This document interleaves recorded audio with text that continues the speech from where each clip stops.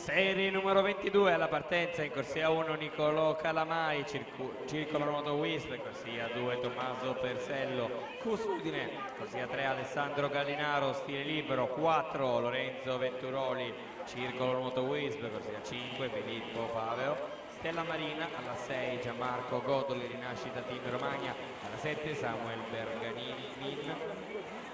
Team Veneto, in corsia 8 Francesco Sansone, Arcamoto.